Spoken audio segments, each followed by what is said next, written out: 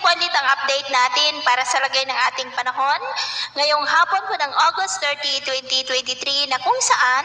sa ngayon po ay tuluyan na lumalayo sa mga isla ng extreme northern Luzon si Super Typhoon Goring at nasa layo na po ngayon ng 205 km southwest ng Batanes na taglay pa rin ang lakas ng hangin na umaabot po sa 250 km per hour. Tinutumbok po nito ngayon ang southern part ng China, lalo na po dyan sa may southern part ng Hong Kong at ng Macau ngayong darating na weekend. Nasa farline boundary na po ito ngayon, magsibagyong Hana ay papasok na rin po sa ating area of responsibility, pero posibleng lalabas din po yan sa ating PAR sa darating po na Biyernes ng gabi, ngunit patuloy pa rin itong hahatakin ang habagat at may isa pa na bagyo na nasa labas ng ating PAR na siya pa rin pong isa sa magpapalakas ng habagat, ngunit ito naman ay kikilos pataas. At dahil po sa tatlong bagyo ay malakas na habagat ang ating paghandaan sa malaking bahagi ng ating bansa hanggang pa sa susunod na mga araw, lalo na po sa western section. At dahil kay Bagyong Goring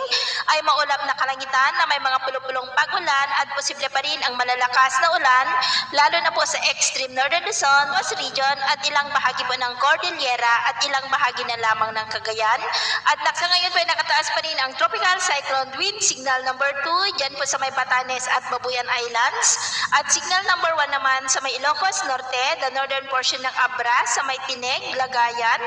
Danglas, Ilocos Sur, dyan po sa may Sinait, Cabugao, San Juan, Apayao, and the northern and central portion ng Cagayan, sa may Amulong, Santo Niño, Piat, Rizal, Lasam, Gataran, Santa Ana, Gonzaga, Lanlo, Santa Teresita, Bugay, Baggao, Alakapan, Camalanyugan, Apari,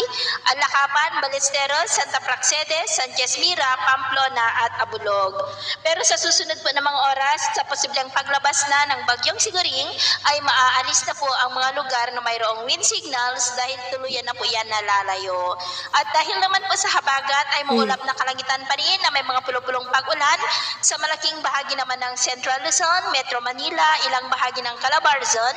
Mimaropa, Bicol Region, Western Visayas, ilang bahagi ng Eastern Visayas, Zamboanga Peninsula at ilang bahagi ng Northern Mindanao na posible pa rin na magtuloy-tuloy ang mga isolated rains na yan sa ilang mga lugar hanggang mamayang gabi, lalo na sa western section ng Northern Luzon, malaking bahagi ng Central Luzon, Metro Manila, Calabarzon, Southern Luzon at Western Visayas. Kaya mag-ingat pa rin dahil posible pa rin ang mga banta ng mga pagbaha at pagguho ng lupa. At sa atin namang mga baybayin, ipinagbabawal po ang pagpalaot sa lahat po ng klase ng sasakyang pandagat sa mga baybayin po ng extreme northern Luzon, kasama po ang northern seaboard ng Cagayan dahil ang mga alon dyan